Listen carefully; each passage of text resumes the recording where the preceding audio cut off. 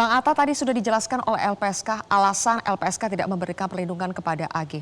Anda bisa terima itu?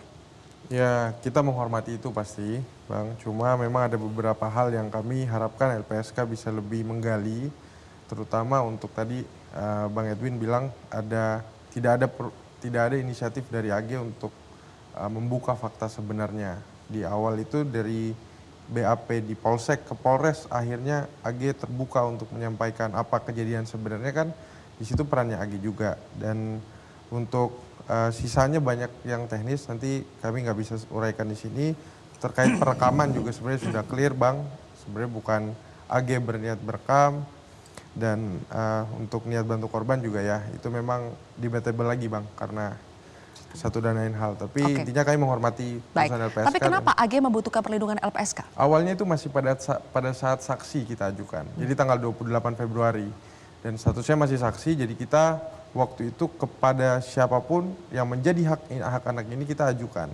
Jadi termasuk LPSK, KPAI, karena waktu di KPAI merekomendasikan juga tolong sampaikan juga ke LPSK terkait anak ini. Jadi kami melakukan hal-hal yang pada saat menjadi saksi sudah meminta perlindungan kepada LPSK. Kenapa pada saat saksi tidak juga memberikan perlindungan kepada AG, Pak Edwin?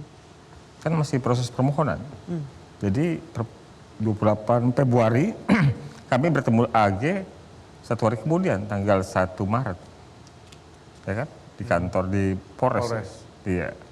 Jadi kami sudah interview, sudah bertemu AG. Ya.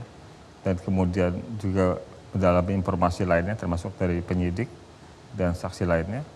Termasuk juga sampai dengan kemudian proses rekonstruksi, kita melihat bagaimana. Dalam proses interview atau asesmen awal tidak meyakinkan LPSK bahwa AG ini membutuhkan perlindungan atau pantas mendapatkan perlindungan?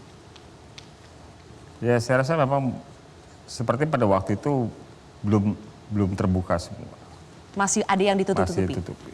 Mas Reza, sudah tepatkah langkah LPSK? Sudah tepat, tidak ada persoalan dengan itu. Tetapi agar tidak ada kerancuan, kita harus jernihkan yang namanya perlindungan itu. Kita harus bedakan antara perlindungan dari LPSK, oke lah yang sekarang tidak akan diberikan kepada AG. Tapi jangan lupa, ada perlindungan khusus sebagaimana tercantum dalam Undang-Undang Perlindungan Anak. Ada 16 bentuk perlindungan khusus yang serta-merta harus diberikan kepada AG, sebagaimana juga harus diberikan kepada David. Nah, untuk mendapatkan perlindungan khusus yang tercantum dalam Undang-Undang Perlindungan Anak ini, sama sekali tidak harus mengajukan permohonan ke siapapun, termasuk ke LPSK.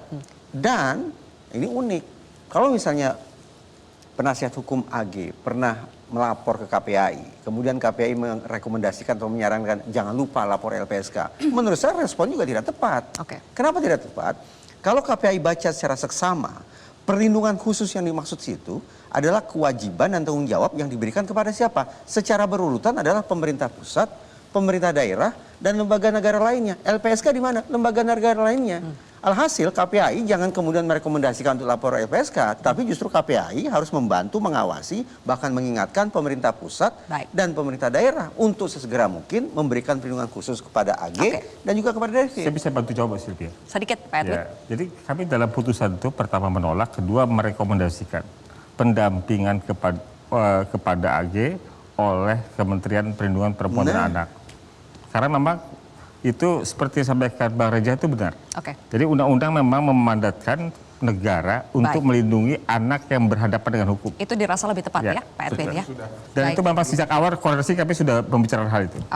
Sekarang saya ingin masuk ke rekonstruksi. Karena dalam rekonstruksi itu ternyata dari 37 adegan kemudian berkembang menjadi 40 adegan. Mbak Melisa dulu, adakah sejauh pengamatan Anda adegan rekonstruksi yang tidak sesuai dengan versi Anda? Atau versi dari pihak David? Ya, karena kita hanya mengacu dari bukti video yang beredar di masyarakat, kita lihat sudah tergambarkan ya, dan dari 40 reka adegan yang dilakukan oleh para pelaku ini selesai dilakoni ya semua rekonstruksi. Tapi ada beberapa hal yang kita soroti terkait reka adegan di rekonstruksi. Banyak sekali tidak konsisten keterangan dari pihaknya anak berkonflik hukum AG ini, baik dari yang disampaikan melalui kakaknya maupun yang disampaikan melalui kuasa hukum. Yang pertama terkait dengan siapa yang pertama kali datang ke lokasi untuk memastikan anak korban ini dia datang sendiri kepada anak korban. Ketika rekonstruksi kita jelas melihat ternyata anak berkonflik hukum AG yang pertama kali. Kedua terkait dengan rekaman. Dari awal kuasa hukum tegas mau menolak terkait tidak ikut merekam. Ternyata dalam rekonstruksi kita lihat dia ikut merekam, dan yang paling lagi fatal ketika dia merekam, ketika video itu berpindah dari tangannya tersangka S kepada tangannya AG, tidak berpindah angle-nya.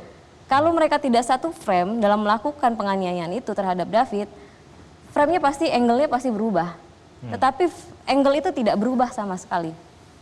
Itu. Kemudian AG ini adalah yang benar-benar berupaya dalam proses menempatkan dan membawa si tersangka MDS bertemu dengan anak korban D. Itu satu. Yang kedua, terkait pada saat rekonstruksi penganiayaan yang dilakukan oleh tersangka Mario. Pertanyaan saya sederhana sekali kepada kuasa hukum, baik itu S ataupun MDS ataupun anak berkonflik hukum AG. Pada saat tersangka MDS ini melakukan penganiayaan, kalaulah itu bukan turut serta, kalaulah itu bukan ikut memprovokasi, apakah mereka ini tidak punya mata gitu ya? Karena ketika satu kali dilakukan tendangan, Baik. itu anak korban dia sudah jatuh begitu. Coba Pak Happy. Provokasi. Saya keberatan itu dikatakan turut Iya. memprovokasi. Karena jelas faktanya klien kami ini, si Sen ini, itu hanya sebatas untuk merekam. Jadi dia tidak ada kata-kata atau ujaran-ujaran pada saat momen itu. Mungkin Jadi rekan kalau- Happy nggak mendengar karena waktu rekonstruksi ada kata-kata pada saat mau dilakukan free kick itu tersangka S menyampaikan, "Den, enak nih main bola." Gimana tuh Pak? Enak nih main bola. MDS menyampaikan begitu. Apakah itu bukan kata-kata provokasi? Sebentar, Tidak. bisa dijawab Jadi, dulu Pak Happy. Sepengetahuan saya di BAP tidak ada seperti itu. Jadi yang ada adalah bahwa pada saat sudah dilakukan oleh si Mario tanpa ada asutan provokasi dari klien kami, memang di dalam BAP-nya dia mengatakan, memang ditanya itu, jadi memang dia ada mengucapkan bahwa selebrasi itu kayak Free kick? bukan selebrasi itu kayak Ronaldo gitu loh. Siu. Iya, Oke. Ronaldo. Jadi tendangan Ronaldo itu. Tapi kalau soal free kick itu juga jelas. Dalam BAP saya ikut mendampingi. Ya, di samping teman saya kita gantian mendampingi. Tidak ada kata-kata yang mengucapkan free kick itu juga sudah saya komplain pada rekon kepada dir pada saat itu. Bahwa klien kami tidak ada pernah mengatakan free kick itu. Yang ngatain free kick siapa? Jelas menurut klien kami adalah si Mario. Mario bilang sebaliknya tuh, Kalau Pak. kita lihat maka dari itu video saya yang akan ada minta ya. sebenarnya saya akan minta dikonfrontir aja. Oke. Ada dalam namanya hukum acara di KUHP itu ada konfrontir. Konfrontir, Cuma kalau didengar baik-baik ya. sambil kita melihat digital forensiknya. Ya, Oke. saya setuju Dan itu. diperbesar itu loh. Dari rekonstruksi. Ini kan udah canggih sekarang nih. Kita Saya kalau- juga klien kami juga sampai sekarang Lanjut tidak aja, Mbak bisa Melisa. menerima Ya, itu. kalau kita gitu. dengar dari rekaman Iya. itu yang bicara free kick kan bukan satu orang. Ya mungkin coba didengar baik-baik. Itu yang ngomong free kick bukan satu orang, bukan satu kali, 2 kali. Nah kita harus dalami nanti mungkin dari Iya. forensik nanti itu siapa-siapa saja karena Saya itu 2 menganjurkan, kali, saya minta gitu. kalau kita sepakat, kita minta kita ada namanya Dan dalam konfrontir. rekonstruksi yang Konfrontir dibantah oleh masing-masing tersangka pihak S, begitu loh. itu hanya Jadi- terkait free kick. Terkait Den enak main bola nih, itu nggak sama sekali dibantah oleh tersangka S. Dan bagi Anda Bisa kita perkataan bayangkan Shane yang seperti bagaimana- itu maksudnya apa berarti? Kalau Den enak nih main bola, Tapi kalaupun Itu ada bagian provokasi pasti. dan bukan kalaupun berarti itu Shane ada, dalam betul. tekanan ya, seperti yang Oh, kata Pak tidak. Happy tadi. kalau provokasi itu harus kalimat perintah, kalimat aktif. Halo, Bung, kamu bunuh dia. Itu baru namanya provokatif. Menghasut. Provokator itu kan orang yang menghasut. Provokasi itu adalah cara seseorang itu untuk Ya menghasut, nanti itu hakim nanti akan menilai ya apakah dan juga itu bukan seperti ya apa. ini pengertian saya sebagai kita baca literatur bahasa Indonesia. Jadi kalau yang namanya orang menghasut itu Baik. adalah kalimat perintah. Baik, Pas- Pak Happy, aktif. ini pasti akan perdebatannya lama nih Ya. kalau kita bilang provokasi atau tidak. Tapi tadi ada kalimat dari Mbak Melisa, terlepas mau diprovokasi atau tidak, kenapa orang yang sudah terkapar, sudah jelas itu ada korban, tidak ada yang menghentikan termasuk Shane? Inilah yang saya bilang itu. Jadi ini Shane ini berada di waktu yang tidak tepat. Dan kalau kita mau mengatakan dia nasibnya itu. Dia sebenarnya kan sudah menolak untuk diajak oleh, dan sebenarnya dia diajak ke suatu tempat di tempat lain di Jakarta Selatan. Dia menolak itu. Tapi entah bagaimana dengan akal ataupun tipu daya, quote and quote, atau akal-akalan dari Mario, dia tiba-tiba datang. Oke. Saya rasa itu tidak relevan ya, Iya. karena pada saat kejadian rekonstruksi Maksud pada saya begini sebelum loh, Mbak. penganiayaan, Gini maksud itu saya. security sempat datang, Mbak. Security sempat datang pada saat masih dipersekusi, pada saat disuruh sikap tobat. Nah, tetapi ketika tersangka MDS ini berbohong, saya tamu dari rumah di seberang sana. Yang lain hanya diam, lalu kemudian bisanya melanjutkan lagi tuh penganiayaan. Gimana tuh, tapi Pak kita Happy? mau Gitu. urutkan begini ya, apa namanya itu alurnya itu bahwa pada saat mereka itu di dalam mobil, ya setelah di dalam mobil itu si Mario itu kan menceritakan bahwa dia temannya dia atau pacar dia, kalau istilahnya di BAP-nya si Sen itu digituin gitu, ya digituin. Kamu marah nggak, Sen? Ya saya marah lah, dia spontan. Itu aja. Oke. Tidak ada memprovokasi yang lain gitu. Iya, tadi saya sudah bilang, terlepas di provokasi atau tidak nanti bisa dibuktikan. Tapi kenapa melihat yang sudah terkapar tidak ada yang menghentikan? Itu yang saya bilang. Jadi ada, kalau istilah saya dia ada ketaklukan mental. Ketaklukan Jadi sosok, mental. jadi dia ada sosoknya si Mario ini membuat dia tidak berdaya. Intinya tidak berdaya. Tidak tertekan berdaya. ya? Jadi Oke. ada ketaklukan mental. Di samping dia tahu juga ketaklukan mental itu. Tapi sosoknya ini, Baik. si Mario ini selama pergaulan dia beberapa saat itu, Oke. dia diceritakan, Kita sudah saya tangkap. sering berantem bebas.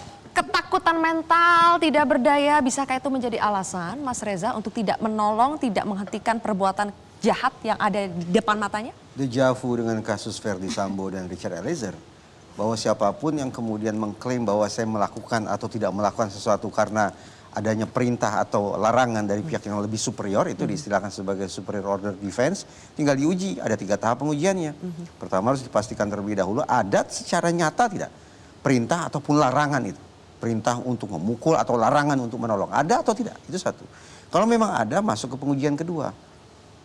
Apakah Shane ini misalnya punya tidak kemampuan, kesiapan, keberanian, kesempatan untuk menolak tekanan atau larangan tersebut?